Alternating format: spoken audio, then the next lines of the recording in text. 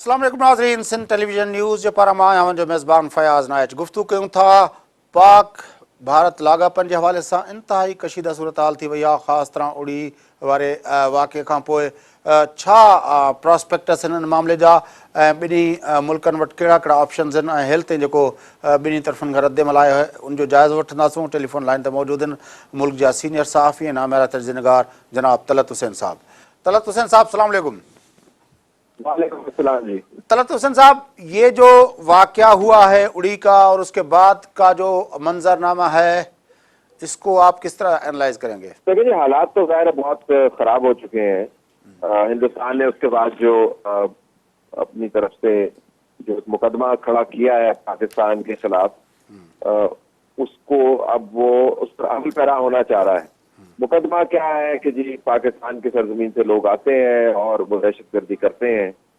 इसका सीधा साधा जवाब तो यही बनता है कि मकबूजा कश्मीर जो है और कश्मीर का सारा इलाका जो है वो लड़ाई वाला इलाका है, वो डिस्प्यूटेड एरिया है, वो बैन अवी जो कॉन्फ्लिक्ट है, बैन अवी डिस्प्यूट के तौर पे जाना जाता है। तो वहां पर हिंदुस्तान की जो इख्तियार है रियासत का, उसको कोई मानता नहीं है। जब कोई मानता नहीं है तो फिर लोग वहां पर आकर हमला भी करेंगे या नहीं। लेकिन बहरहाल हिंदुस्तान ने जो एक मुकदमा बनाया है उसके ऊपर वो अगले मरहले पर दाखिल होना चाहता है। तो हमें तो लगता है इस्लामाबाद में बैठकर जब हम लोगों से बात करते हैं, जो मालूमात हमारे पास हैं, उसके मुताबिक तो यही है कि हिंदुस्तान लाइन ऑफ कंट्रोल के ऊपर कोई ना कोई बड़ी छेड़खानी यकीनन करेगा और फिर रद्द अमल के तौर पर पाकिस्तान की तरफ से जब जवाब आएगा तो ये मामला बढ़ भी सकता है।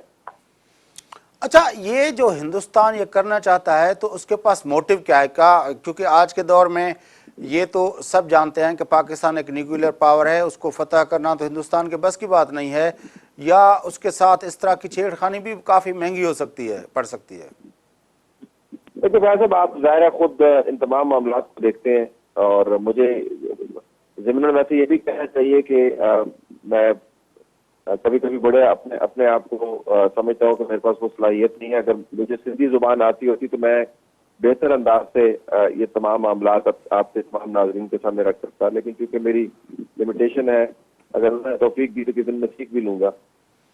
आप खुद समझते हैं इन मामला को गहरे अंदाज से। तो जो हिंदुस्तान का पाकिस्तान के खिलाफ ये जो एक एग्रेसिव रवैया है, उसका न्यूक्लियर वेपन से ताल्लुक बनता है नहीं, क्योंकि आप समझते हैं, हम भी ये जानते हैं कि जो जौहरी हथियार हैं वो इस्तेमाल के लिए नहीं होते हैं।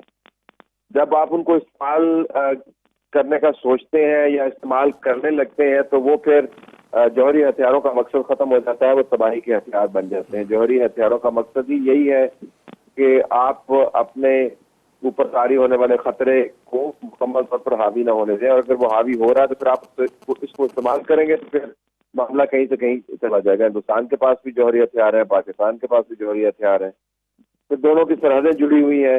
ऐसा नहीं है कि आप खुदा ना खास्ता अगर वो लाहौर पर हमला करें, पाकिस्तान दिल्ली पर हमला करे तो फिर जो है वो सिर्फ दिल्ली पर ही हमला रहेगा या लाहौर पर ही हमला रहेगा। हवाओं का रुख जिस तरफ चलेगा, साफधारी के असरात उस तरफ फैल जाएंगे। तो ये इतनी खौफनाक बातें हैं कि हमेशा करनी भी नहीं चाहिए।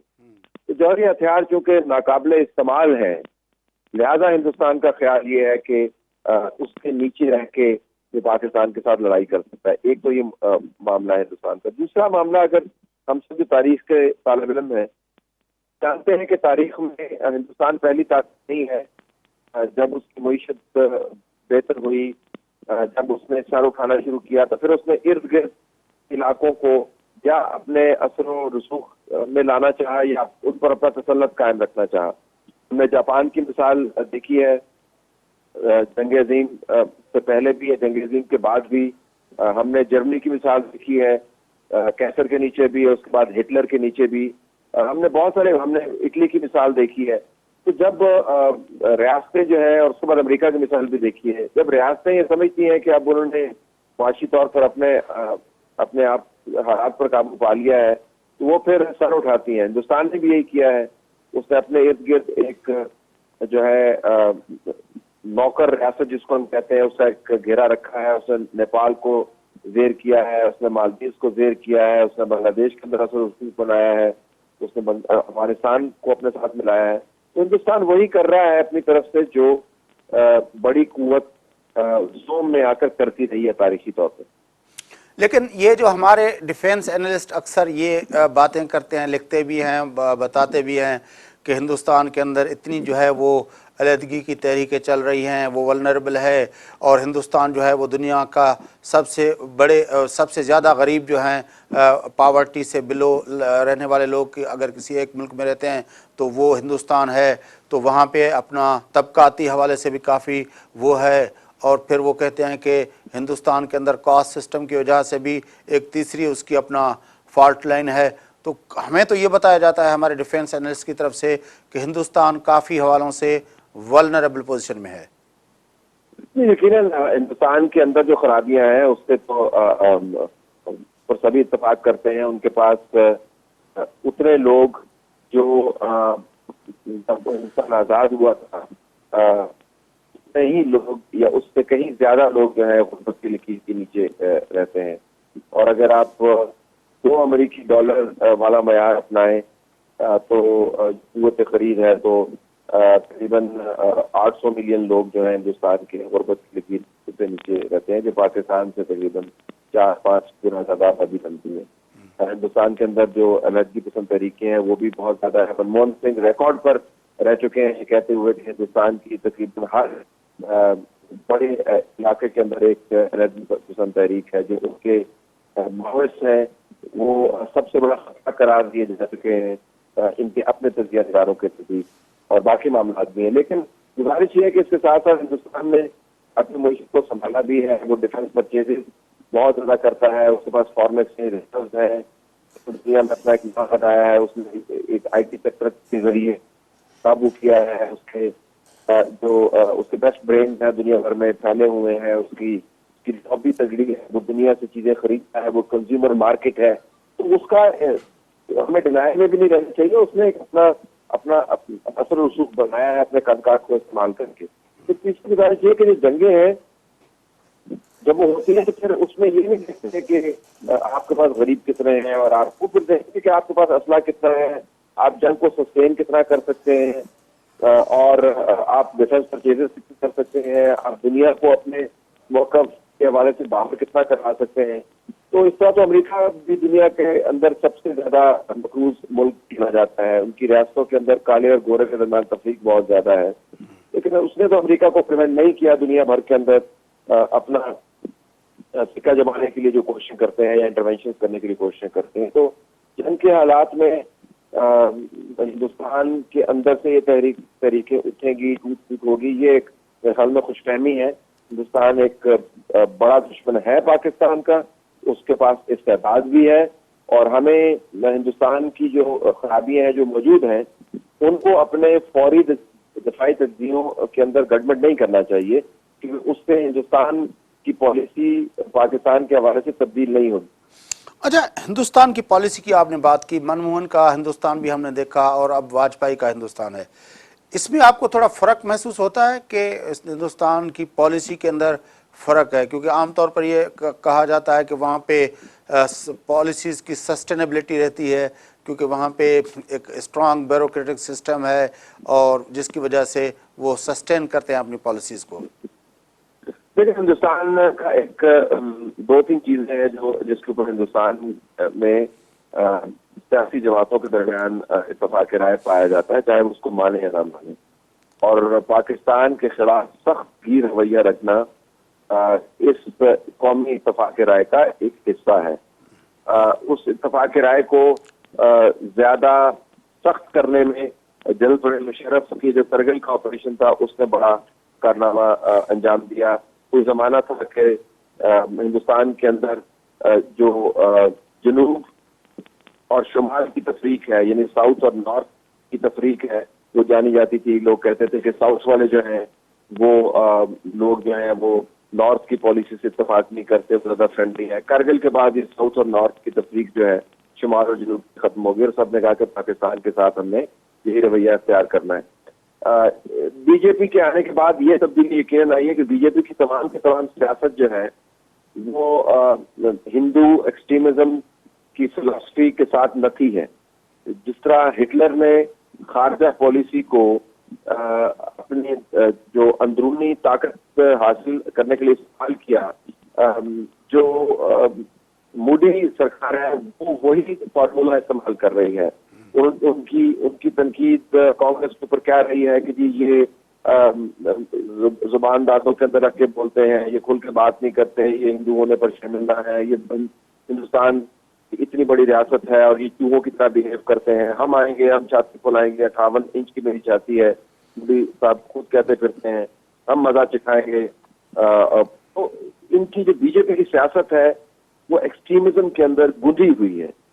ये बहुत बड़ा फर्क है। और जो इस वक्त आपको नजर आ रहा है, जो पोस्टरिंग नजर आ रही है आपको, जो अंदाज नजर आ रहा है, उसका ताल्लुक मोदी की सियासत से है। ये वो बंदा है जिसने सैकड़ों मुसलमानों को अपने सामने मरवा दिया और उसके बाद एक दिन भी इनको शर्म नहीं आई। एक रॉयटर्स के साथ इंटरव्यू में जब इससे पूछा कि कभी आपको कोई दुख महसूस हुआ, इतने मुसलमान गुजरात की रियासत में मारे गए और इल्जाम आप पर लगता है, उसका जवाब ऐसा था कि हैरान कौन था। इसने कहा हाँ, इस तरह ही दुख हुआ जिस तरह कुत्ते का पिल्ला मेरी गाड़ी के नीचे आके मारा जाता है तो मुझे उसका दुख होता है। तो एक शख्स जो है जिसकी तमाम सियासत के मामला इस तरह के हैं, वो जब वजीर आजम बनेगा तो ऐसी ही हरकतें करेगा जैसी हरकतें मोदी इस वक्त कर रहा है। अच्छा तलत हुसैन साहब, अब तक जो सफारती मामलात के तनाजुर में अगर चीज़ों को देखें, हिंदुस्तान ने भी किया है सफारती तौर पर इस मामले पे काम, पाकिस्तान ने भी किया है, दोनों मुल्कों की सफारती जो कोशिशें उनको अगर एनालाइज करें तो किस तरह देखेंगे? देखिए, हमारी सफारती कोशिशें जो है, मैं तो उसको कहूँगा कि नवाज शरीफ साहब जो है उन्होंने मुझे तो बहुत मायूस किया है। इससे ज्यादा कहा जा सकता है कि कोई सख्त तकरीर नहीं हो सकती थी। मैं सिर्फ अखबार मुत्तहिदा की जनरल असेंबली के सेशन तकरीर की बात नहीं कर रहा, वहां पर कोई भी वजीर आजम होता तकरीर ऐसे ही करता।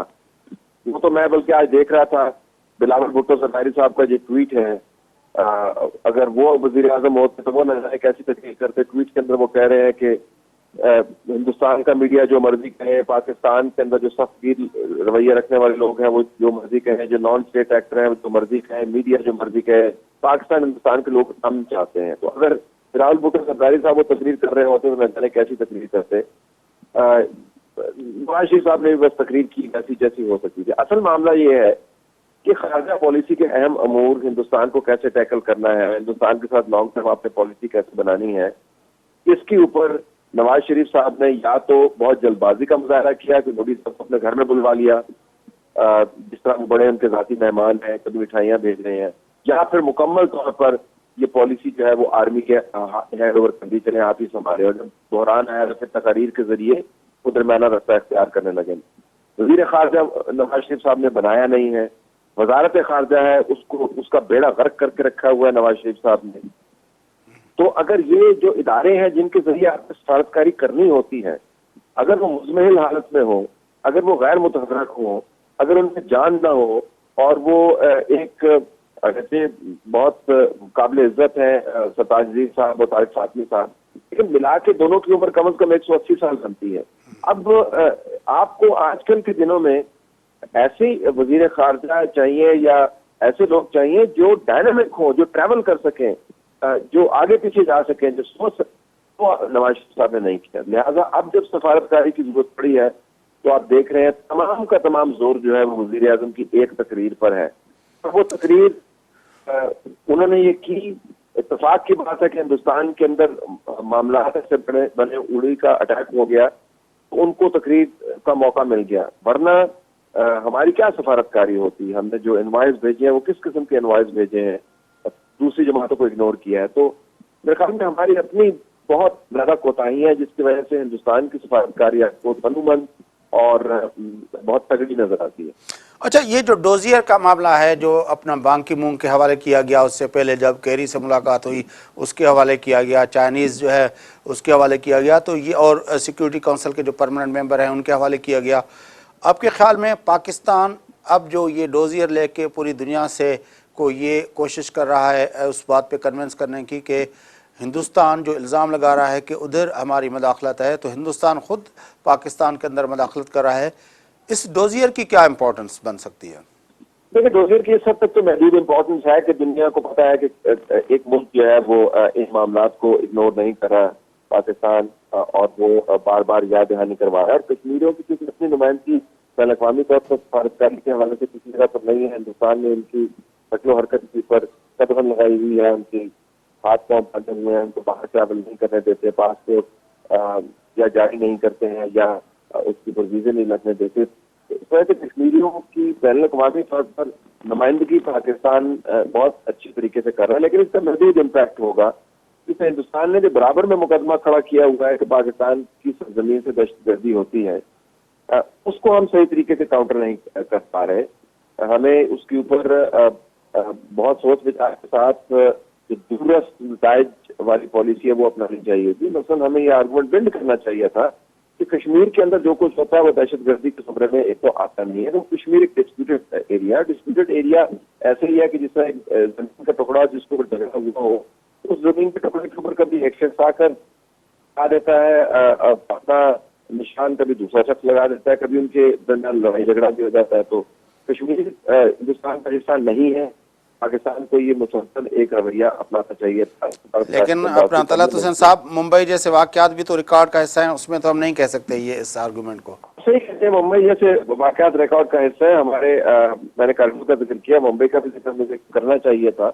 अच्छा वो हमने याद दहानी करवा दी, और हमारी अंदरूनी जिम्मेदारी है, उससे भी हम मुंह नहीं फेर सकते।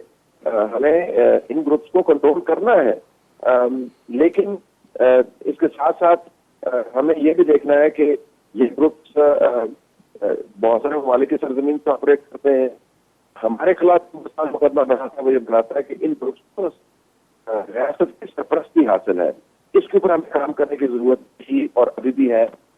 से अफगानिस्तान भी वही बात कर रहा है, हिंदुस्तान बात कर रहा है, अमेरिका भी वही बात करता है जो हिंदुस्तान और अफगानिस्तान बात करता है, और कुछ अर्से पहले तक तो ईरान भी यही बात करता था। तो हमें जरा खुद भी सोचना चाहिए कि इन मामला को किस तरीके से टैकल करना है, जो अंदरूनी तौर पर इन हालात को ठीक करते और बैरूनी तौर पर अपनी सफारतकारी को अगर हम तगड़ा रखते, एक तसलसल के साथ तवज्जो रखते, तो शायद हम ज्यादा काम कर सकते थे। लेकिन हमें यह भी कहना होगा इसके साथ कि जिस मुल्क के अंदर पाकिस्तान तहरीक इंसाफ जैसे अपोजिशन जमात हो, तारुल कादरी साहब जैसे इनकलाबी हो, शेख रशीद साहब जैसे खारजा पॉलिसी के तजिया निगार हो, जिनका अभी भी मकसद जो है रायवेट पर हमला है या रायवेट के सामने एहतजाज है, तो फिर वहाँ की हुकूमत भी ऐसी ही होगी जैसी हमारे पास है। अच्छा, उड़ी का मामला हुआ है, ये मामला चल रहे हैं, पाकिस्तान रूस के साथ मशकें करने जा रहा है, और चीन ने भी एक तरह से हमारे मौक़िफ़ की बबांग दोहल जो है वो कर दिया। जिस तरह आपने कहा, जो हिंदुस्तान कहता है वही अफ़गानिस्तान कहता है, वही अमेरिका कहता है, वही ईरान कहता है, लेकिन उसके साथ साथ एक और भी स्ट्रीम है जिसमें पाकिस्तान जिस अलाइनमेंट के साथ खड़ा हुआ है। आपके ख्याल में ये जो पाकिस्तान ने एक नई अलाइनमेंट बनाई है वो पावरफुल है, पाकिस्तान के पॉइंट ऑफ व्यू से फीजिबल है? देखिए, रशिया के साथ जो ताल्लुकात हैं उनको बहुत जल्दी ठीक होना चाहिए था, उसमें देर हुई लेकिन अच्छा हुआ। बहुत सही साल पाकिस्तान को 80 की दहाई में अपना दुश्मन अव्वल करार दिया था, और हिंदुस्तान का वो सबसे बड़ा एलाय था, और उसके बाद हम इतने अरसे से ये कहते चले आए कि हमने रूस को तोड़ा है। हमारे यहाँ पर बहुत सारे तजिया निगार हैं, वो उस पर खुश होते हैं, अभी भी वोट करते हैं। हमीद गुल साहब तो क्लेम करते थे। जी जी बिल्कुल, जमात इस्लामी करती है। हमीद गुल साहब कहते कि जमाने में नवाज शरीफ साहब खुद भी किया करते थे, ये भी उसके साथ ही इमरान खान साहब बहुत कहते रहे, अपनी ताकत का इजहार हमने इस तरीके से किया। उसके नुमाइंदगान जो है, फौजी नुमाइंदगान मशकें कर रहे हैं, तो दुनिया में बड़ी तब्दीली आई है, तो खुशाइंद बात है। लेकिन रूस के साथ जो अलायंस है उसको पनपते हुए वक्त लगेगा, और रूस कभी भी हिंदुस्तान और पाकिस्तान के मामले में साइड नहीं चुनेगा, और चुनेगा तो इस्लामाबाद नहीं होगी। उनके ताल्लुकात बड़े गहरे हैं। चीन के जहाँ तक मामला है, चीन पाकिस्तान के साथ खड़ा है अपने मफादात के हवाले से। उनको कोई खास मोहब्बत नहीं है, हम उनको ज्यादा कोई अच्छे नहीं लगते या बहुत खूबसूरत नहीं है। हिंदुस्तान के साथ भी उनके ताल्लुकात ठीक है, ट्रेड उनकी बहुत अच्छी है हिंदुस्तान के साथ। वो सीपैक के हवाले से खड़े। अब सीपैक का मामला ऐसा है कि पाकिस्तान सपोर्ट तो चाइना को चाहिए, लेकिन चाइना को अमन भी चाहिए। चाइना को मालूम है कि जंग इस खत्ते के अंदर उसकी अगले 50 साल की प्लानिंग है, उसको तलपट कर देगी। तो उस जंग से बचाने के लिए वो हतमी तौर पर पाकिस्तान के साथ नहीं खड़ा होगा वो सफारतकारी को मुस्बत अंदाज से इस्तेमाल करेगा। पाकिस्तान की मदद एक खास हद से ज्यादा नहीं जाएगा। और ये तस्वर है कि अगर जंग हुई तो चीन हमारे साथ होगा, ये बिल्कुल गलत है। चीन अमन के साथ खड़ा होगा और उसकी कोशिश ये होगी कि हिंदुस्तान भी बात सुने उसकी और पाकिस्तान भी। तो वो मेरे ख्याल में पाकिस्तान को यही ताकीद कर रहे हैं कि जंग से बच सकते हैं तो बचें, क्योंकि उनको मालूम है जंग हुई तो सबसे ज्यादा नुकसान जो है वो पाकिस्तान के बाद और हिंदुस्तान के बाद उनका होगा। बड़ी मेहरबानी तलत हुसैन साहब, आपने में ज्वाइन किया। नाज़रीन, गुफ्तगू तामुदी मुल्क जा नामेरा साफ़ी ऐं सीनियर तजनिगार तलत हुसैन साहब सां गॾु आहे। गुफ्तगू जो सिलसिलो जारी रहंदो। वठूं था हिकिड़ो वक़फ़ो, वापसि अची प्रोग्राम खे अॻिते वधायूं था। असां सां गॾु रहिजो।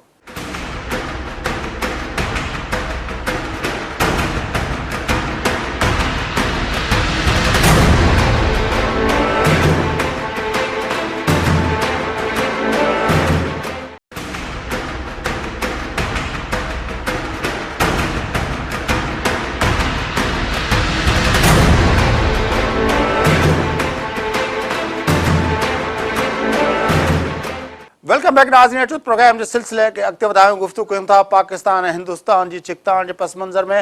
हिंदुस्तान जी मीडिया जहिड़े नमूने सां पोर्ट्रे करे पई, उन मां लॻे ई थो त सॼी हिंदुस्तानी मीडिया जेका आहे उहा पाकिस्तान जे ख़िलाफ़ु आहे। असां टेलीफोन ते राब्तो कयो आहे हिंदुस्तान जे सीनियर सहाफ़ी मुंबई मां असांखे जॉइन कयो आहे जतिन देसाई साहब। अचो था उन सां गुफ़्तगू। Hello Jatin, welcome to my show. Thank you thank you. Jatin, क्या सूरत हाल है वहां पे हिंदुस्तान के अंदर, ये जो उड़ी के मामले के बाद का वाकयात हैं? देखिए, हालात तो ये है कि टेंशन बना हुआ है। हिंदुस्तान में टेंशन बना हुआ है, पाकिस्तान में भी उस तरीके से टेंशन बना हुआ है। लेकिन मुझे ऐसा लगता है कि ये दोनों जो चीज हो रही है, कहीं ना कहीं दोनों मुल्कों की जो लीडरशिप है उनको कहीं ना कहीं बातचीत शुरू करनी चाहिए, क्योंकि बातचीत के अलावा कोई रास्ता नहीं निकल सकता है। हम लोगों ने हमारी जो भी फौज है उसको पाकिस्तान की बॉर्डर पर लगाए, या आपकी जो फौज है उसको हिंदुस्तान की बॉर्डर पर लगाए, उससे कोई मसला हल होने वाला नहीं है। और देखिए कि जो इमोशन जो बनते हैं, पब्लिक सेंटिमेंट जो बनती है, कि निश्चित ही कि हिंदुस्तान में जो पब्लिक सेंटिमेंट बनी हुई है वो पाकिस्तान के खिलाफ सेंटिमेंट बनी हुई है। क्योंकि लोगों का मानना यह है कि उरी में जिस तरीके से अटैक हुआ, पाकिस्तान की सॉइल जो है उसका इस्तेमाल किया गया और वहां से लोग आए। तो मेरा ये कहना है और हम लोगों का ये मानना है कि हर एक मुल्क को आज सबसे बड़ा इंसानियत के सामने अगर कोई सबसे बड़ी चुनौती जो है वो है दहशतवाद की, टेररिज्म, मिलिटेंसी की चुनौती है। और इसीलिए हिंदुस्तान की हुकूमत हो, पाकिस्तान की हुकूमत हो, या हम सार्क की बात करें, या सार्क को भी छोड़कर अगर हम बात करें तो यूनाइटेड नेशंस की बात करें, कहीं ना कहीं सबको साथ में आकर टेररिज्म के खिलाफ लड़ना पड़ेगा। और हम लोगों को ये भूमिका लेनी होगी कि टेररिज्म को हम हमारी जमीन का इस्तेमाल करने नहीं देंगे। मुझे लगता है कि शुरू में जिस तरीके से नवाज शरीफ साहब और मोदी साहब के बीच जो ताल्लुकात जो हुए थे, रिलेशन जिस तरीके से बने थे, उस तरीके से रिलेशन दोबारा बन सकते हैं और हमको बनाने चाहिए। और मैं ऐसा मानता हूं कि इसमें हिंदुस्तान की अवाम जो है और पाकिस्तान की जो अवाम है उसको बोलना पड़ेगा कि वॉर कभी सॉल्यूशन नहीं हो सकता है। लेकिन वॉर से लोग मरते हैं, वॉर से नुकसान होता है। हाँ कहिए। लेकिन जतिन, ये जो सूरत हाल है, हमने देखा है कि मोदी की सरकार आने के बाद जिस तरह पहले ये हुआ कि वहाँ पे मुसलमानों के साथ जो बर्ताव किया गया, वहाँ पे जो दलित के साथ बर्ताव किया गया, वहाँ पे जो क्रिश्चियंस के साथ किया गया, जिसकी वजह से खुद वहाँ की सिविल सोसाइटी, वहाँ के लिबरल लोग निकल आए, अवार्ड्स वापस किए गए, साइंसदानों की हद तक ने अवार्ड वापस कर दिए।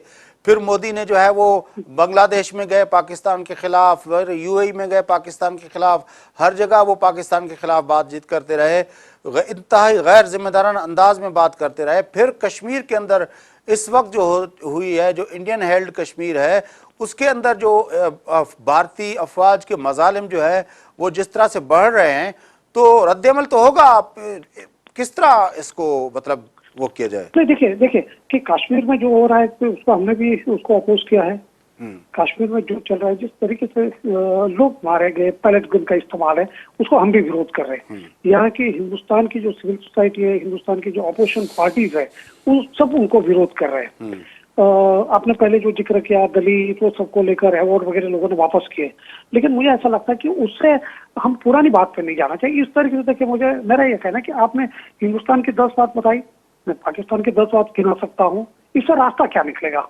नहीं, मैं तो क्या आपको हम बता रहा हूँ। देखिए ब्लेम गेम देखिए नहीं, सवाल नहीं, मैं इसलिए कह रहा फयाज भाई, मैं इसलिए कह रहा हूँ कि हमको जो ब्लेम गेम जो है ना, ब्लेम गेम से हमको ऊपर उठना पड़ेगा। ब्लेम गेम कब तक चलता रहेगा? आप कहोगे हिंदुस्तान में ऐसा हुआ, मैं कहूंगा पाकिस्तान में ऐसा हुआ, उससे रास्ता नहीं निकलेगा। हम लोगों को कहीं ना कहीं जो जर्नलिस्ट है, जर्नलिस्ट कम्युनिटी जो है, हमको हमारे मुल्क की जो सोच है, जिसको हम कहते हैं कि नेशनलिज्म, हमको नेशनलिज्म से ऊपर उठना पड़ेगा। सही बात है। मैं हिंदुस्तान की हुकूमत की जो गलती है मैं कहूंगा, आपको पाकिस्तान की हुकूमत जो है उसकी जो गलती है उसकी भी बात करनी पड़ेगी। हम जर्नलिस्ट को तो जो सच है वो कहना है। नहीं, ये वो बात तो सच, सही है, बिल्कुल हमारे आपकी मुल्क के लोगों को अच्छा लगे या ना लगे।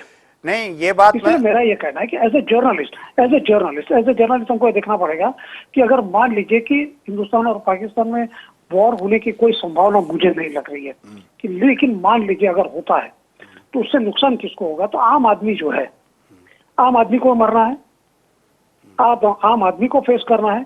इसीलिए कहीं ना कहीं जर्नलिस्ट कम्युनिटी के हो, या जो हम कहते हैं कि दोनों मुल्कों में जो सेनर वॉइसेस है, जो सही मायने में सोचते हैं, जो मजहब से भी ऊपर उठकर इंसानियत की बात करते हैं, और मेरे लिए इंसानियत मायना रखता है।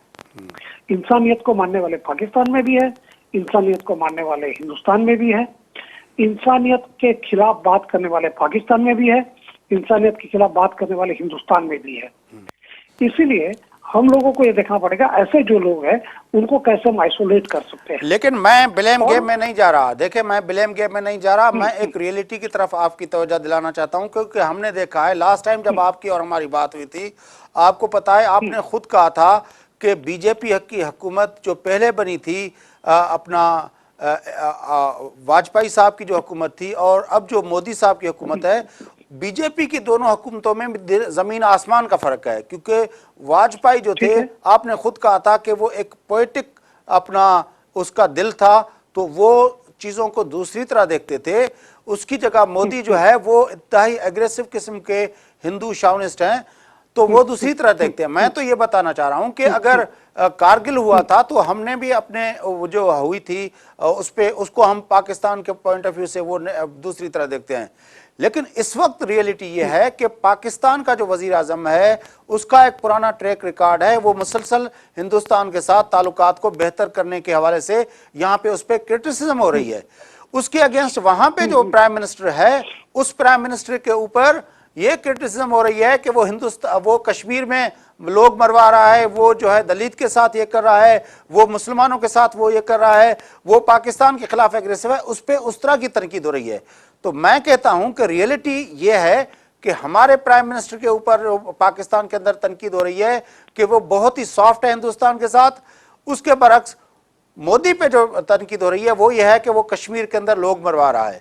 तो ये दोनों चीजें रियलिटीज है, मैं ये ब्लेम गेम में नहीं जाना चाह। नहीं, देखिए दोनों, देखिए रियलिटी है कि कश्मीर में जिस तरीके से लोग मर रहे हैं उस तरीके से पाकिस्तान में भी लोग मर रहे हैं। देखिए सवाल ये है, मैं उस पर डिटेल में जाना नहीं चाहूंगा, ये आप भी जानते हैं कि सवाल ये है कि जहां कहीं भी स्टेट का जो अपना कैरेक्टर होता है, स्टेट का जो कैरेक्टर होता है, स्टेट का कैरेक्टर वो दमन का होता है, चाहे वो हिंदुस्तान स्टेट हो, चाहे पाकिस्तान स्टेट हो, चाहे और किसी भी, इवन यूएस हो, इवन चाइना हो। चाइना में तो सबसे ज्यादा ह्यूमन राइट वायलेशन अगर मुल्क में पूरी दुनिया में कहीं होता है तो वो सबसे ज्यादा चाइना में होता है। कैपिटल पनिशमेंट दुनिया में सबसे ज्यादा कहीं होती है तो वो चाइना में होती है, वहां तो डेमोक्रेसी है ही नहीं। तो सवाल ये, इसीलिए मैं ये कह रहा हूँ कि हम लोगों को, इसीलिए कि आपने जो कहा दलित ये वो, तो उसके खिलाफ तो हम लड़ रहे हैं ना, हिंदुस्तान की आवाम लड़ रही है, और वो हिंदुस्तान की आवाम ने अलग अलग चुनाव में वो दिखा भी दिया है कि किस तरीके से नरेंद्र मोदी की जो पॉपुलैरिटी है वो पॉपुलैरिटी कम हो रही है। अभी हमारे कुछ दो इम्पोर्टेंट स्टेट है, पंजाब और उत्तर प्रदेश में चुनाव होंगे, और उस चुनाव में भी और उनकी क्या पॉपुलैरिटी है वो दिखाई देगी। वो रहा इंटरनल मामला, हिंदुस्तान का इंटरनल मामला, उसको हम लोग जवाब दे रहे हैं। लेकिन जहां बायलैटरल मसला आता है, जहां हिंदुस्तान और पाकिस्तान का जो मसला आता है, तो वहां मुझे लग रहा है कि दोनों मुल्कों को यह तय करना पड़ेगा कि किसी भी हालात में क्योंकि अभी पाकिस्तान के कई जो इंटरनल मसले हैं, वो इंटरनल मसले पर अभी हम जाना नहीं चाहेंगे, मैं जाना नहीं चाहूंगा। नहीं, देखें, क्योंकि वो पाकिस्तान के इंटरनल इश्यूज है। हाँ देखें जतिन भाई, देखें दो चीजों इस मामले पे मैं भी ये कहना चाहता हूं कि ये देखें, आप और हम जो जर्नलिस्ट हैं, हमें तो कुछ रियलिटीज को वो देखना पड़ेगा ना, क्योंकि हिंदुस्तान के अंदर जो लिबरल प्रोग्रेसिव और जो अपना जर्नलिस्ट हैं, जो सिविल सोसाइटी है, वो भी चीजों को उस अंदाज में नहीं देख रही। मिसाल के तौर पर आप लोग करते हैं बलूचिस्तान की बात, आप कहते हैं गिलगित बल्तिस्तान की बात, या अभी मोदी ने जो जिस तरह किया है, वो हमारा प्रोग्रेसिव लिबरल हिंदुस्तान का जो अपना मीडिया है या वहां की जो इंटेलिजेंसिया है, वो भी वही डिक्शन लेके आता है। हालांकि हमें फर्क रखना चाहिए कि कश्मीर जो है वो अपना डिस्प्यूटेड टेरिटरी है, यूएन के प्लेबिसिट की रेजोल्यूशन उसके ऊपर है। असम की बात अगर हम करें तो वो आपका इंटरनल मामला है, लेकिन कश्मीर को आप इंटरनल मामला नहीं कह सकते। इसी तरह बलूचिस्तान का मामला है तो वो पाकिस्तान का इंटरनल मामला है, जिस तरह असम आपका इंटरनल मामला है। कश्मीर को आप अपना इंटरनल मामला नहीं कह सकते, वो एक डिस्प्यूटेड टेरिटरी है, उसको आप असम से बाहर निकाल के देखें। पाकिस्तान के जो मसाइल हैं वो पाकिस्तान के इंटरनल मामलात के अंदर है। हिंदुस्तान पाकिस्तान कश्मीर के अंदर जो पाकिस्तान के पास कश्मीर है, वहां पे कोई जुल्म नहीं हो रहा, वहां पे लोगों को कोई शिकायत नहीं है, वहां पे रेगुलर इलेक्शंस होते हैं, वहां की गवर्नमेंट ऑपरेट करती है, वहां पे पाकिस्तान की फोर्सेस का कोई वहां पे अमल दखल नहीं है कि वो उनके ऊपर वो करें, उनको मारें या वो करें जिस तरह हिंदुस्तान कर रहा है। देखिए, एक तो ये है कि अगर कश्मीर की बात करें तो कश्मीर के मतलब में पाकिस्तान के पास जो कश्मीर है कि वहाँ आजाद कश्मीर, वो आजाद कश्मीर सही में है क्या, सवाल ये है। लेकिन मैं इन सब चीजों पर जाना नहीं चाहता हूँ कि कश्मीर का मसला को अगर शिमला एग्रीमेंट के तहत देखते हैं या यूएन सिक्योरिटी काउंसिल के रेजोल्यूशन के तौर पर देखते हैं, तो मेरा यह कहना है, मुझे कोई आपत्ति नहीं कि वो डिस्प्यूटेड मसला है, वो कोई नकार नहीं रहा, मैं आई डोंट डिनाई इट्स, लेकिन उसको रिजॉल्व करना चाहिए। लेकिन उसके साथ हम लोगों को ये भी ध्यान रखना चाहिए वो रिजॉल्व किस तरीके से होगा। वो इस तरीके से कि वेपन्स के जरिए कभी रिजॉल्व नहीं हो सकता है। हम लोगों को ये चीज समझने पड़ेगी कि स्टेट इतने पावरफुल होते हैं कि कोई भी सेसेशनिस्ट मूवमेंट हो, चाहे वो श्रीलंका स्टेट जो है वो हिंदुस्तान और पाकिस्तान के स्टेट से तो कई गुना कमजोर है, लेकिन वहाँ एलटीटी जो थी, जो सबसे पावरफुल ऑर्गेनाइजेशन जिसको कहा जाता, तो उसको वीक स्टेट ने खत्म कर दिया।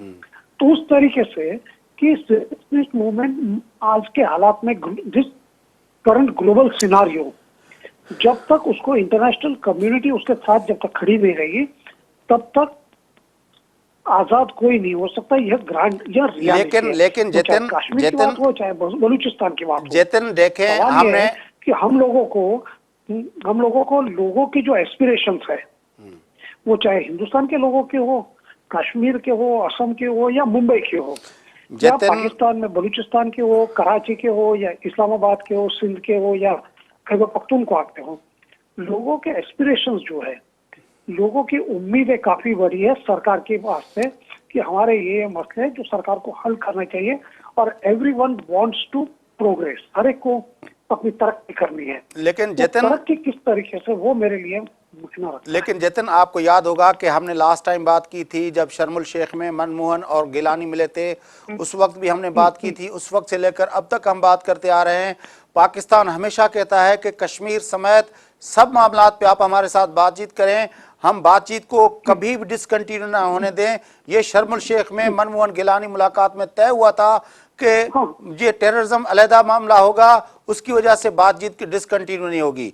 उस वक्त से लेकर हमारी हुकूमत चेंज हो गई, लेकिन आपकी हुकूमत चेंज हो गई, और हमारी हुकूमत ने अब तक भी नवाज शरीफ की सूरत में वही रखा हुआ है कि आप बातचीत करें, आप बातचीत करें, आप बातचीत करें। अभी यूएन के अंदर भी वजीर आजम नवाज शरीफ ने यही बात की है कि हमें बातचीत करना चाहिए, कश्मीर समेत सब इशू पे हमें बातचीत करनी चाहिए। लेकिन वहां से क्या हुआ, गिलानी मनमोहन मुलाकात के बाद शर्मुल शेख से जैसे ही मनमोहन वहां पहुंचे, प्रेशर आया, मनमोहन उसी दिन मुकर गए। तो ये तो पूरी तारीख है कि पाकिस्तान तो बातचीत करना चाहता है, लेकिन हिंदुस्तान हमेशा उसको बातचीत नहीं, ऐसा नहीं है। मुझे ऐसा लगता है कि बातचीत जो होनी चाहिए कि कुछ ना कुछ हम लोगों को पैरामीटर, जो फॉरेन सेक्रेटरी की मीटिंग होने वाली थी कि पिछले साल दिसंबर महीने में हार्ट ऑफ एशिया कॉन्फ्रेंस जो इस्लामाबाद में, उसमें सुषमा स्वराज जी आई थी, उसमें तय हुआ था कि दोनों मुल्कों के फॉरेन सेक्रेटरी स्थित में मिलेंगे और बातचीत के मैकेनिज्म तय करेंगे, मॉडलिटीज तय करेंगे। मुझे लगता है कि दोनों मुल्कों के जो फॉरेन सेक्रेटरीज है उनको मिलने चाहिए और कुछ न कुछ ग्राउंड वर्क पहले करना चाहिए, ग्राउंड करना चाहिए। और जो भी मसले हैं, सियाचिन का मसला है, सर क्रिक का मसला है, बुलार बराज का मसला है, पीपल टू पीपल कांटेक्ट का मसला है, कई मसले हैं। अभी देखे ना, बॉर्डर फौरी तौर पर आ गया, फौरी तौर पर आ गया कि वो सारा कॉन्फ्रेंस में शिरकत नहीं करेंगे, क्रिकेट की सीरीज नहीं खेलेंगे। यानी एक तरह से सिलसिला शुरू हो गया हिंदुस्तान की तरफ से, जो दहशतगर्दों को सपोर्ट करता है, पीस को सपोर्ट नहीं करता। नहीं, देखो ये तो है ना, मुझे लगता है कि हम लोगों को, दोनों मुल्कों की आवाम को, ये तो ब्लेम गेम चल रहा है ना कि देखिए आप कह रहे हैं कि ये नहीं करेंगे, हिंदुस्तान ये नहीं कर रहा है, तो हिंदुस्तान की ओर से भी इस तरीके से बातचीत होगी कि पाकिस्तान ये नहीं कर रहा है। तब हिंदुस्तान की ओर से क्या जा रहा है कि हम तो बातचीत करने के लिए तैयार है, लेकिन हमारी सिर्फ एक ही कंडीशन है, टेररिज्म पर बात होगी। तो पाकिस्तान तो कह रहा है ना कि टेररिज्म समेत, कश्मीर समेत सब मामला पे बातचीत करें। हाँ, इंडिया का, हिंदुस्तान का कहना है कि कंडीशन क्या होगी। एक कंडीशन हिंदुस्तान का है कि टेररिज्म। मुझे लग रहा है कि इसीलिए देखो कि हमको कहीं ना कहीं as a journalist we have to highlight, हमको ये हाईलाइट करना पड़ेगा कि भाई ये जो टेंस बना है, सबसे पहले टेंशन खत्म करो। जब तक टेंशन, अभी तो सबसे पहले आवश्यकता ये है कि दोनों तरफ जिस तरीके से, आपके वहां भी जिस तरीके से फाइटर प्लेन की जो एक्सरसाइज हो रही है, हमारे यहाँ भी कुछ शुरू हो गया है, ये सब जो चीजें है ना, इससे लोगों में एक डर बनता है। लेकिन जितन प्रोग्राम का टाइम खत्म हो तो आ चाहता है, मैं आखिरी सवाल आपसे करता हूं कि आप और मैं एज अ जर्नलिस्ट, आप हिंदुस्तान के जर्नलिस्ट, मैं पाकिस्तान का जर्नलिस्ट, इस बात पे हमने कई मरतबा ऑन द रिकॉर्ड इत्तेफाक किया है कि शर्मुल शेख के अंदर जो मैकेनिज्म तय हुआ था कि किसी भी दहशतगर्दी के वाक़े की वजह से बातचीत का सिलसिला रुकना नहीं चाहिए, ये दोनों हुकूमतों ने एग्री किया था। ये बात सही है? एब्सोल्युटली सही है। इसलिए मेरा ये सही है ना, इसलिए मणिशंकर अय्यर ने यह बात कही है कि दोनों मुल्कों के बीच बातचीत चलनी चाहिए और बातचीत का स्वरूप क्या होना चाहिए, तो अनइंटरप्टेड और अनइंटरप्टिबल होनी चाहिए। ये मणिशंकर अय्यर साहब ने बात कही है। हाँ, बड़ी मेहरबानी। लग रहा है कि इसको हमको आगे लेना चाहिए और इसलिए मेरा एक छोटा सा एक सुझाव है आपके लिए। हाँ। और कहीं ना कहीं क्यों हम ये शुरू न करें कि पाकिस्तान के जर्नलिस्ट और हिंदुस्तान के जर्नलिस्ट साथ में मिलकर क्यों ये बातचीत न करें, साथ में मिलकर बयान क्यों न निकाले, जॉइंट बयान हिंदुस्तान और पाकिस्तान की हुकूमत को ठीक है, सीधे सीधे बातचीत शुरू करनी चाहिए। ठीक है। और जो वॉर मोंगरिंग जो चल रहा है, वॉर मोंगरिंग को बंद करना चाहिए। सही बात है कि दोनों मुल्कों के जर्नलिस्टों को एक जॉइंट बयान निकलना चाहिए। बड़ी आपकी तजवीज़ है। मेरे ख्याल में पाकिस्तान के जर्नलिस्ट सब उसको सुन रहे होंगे। आई होप कि उस सिलसिले में कोई ना कोई पेशरफ्त होगी। कोई अपना, आपकी बड़ी मेहरबानी, आपने हमें टाइम दिया और हमारे साथ बातचीत की। नाज़रीन, गुफ्तगू तामुदी पाकिस्तान हिंदुस्तान जी छिकताण वारी सूरत हाल ते हिंदुस्तान के शहर मुंबई में सीनियर सहाफ़ी जतिन देसाई सां गॾु गुफ्तगू तामुदी। प्रोग्राम जो वक़्तु पूरो थिए थो। पंहिंजे मेज़बान फयाज़ नाश की इजाज़त सदाईं गॾु।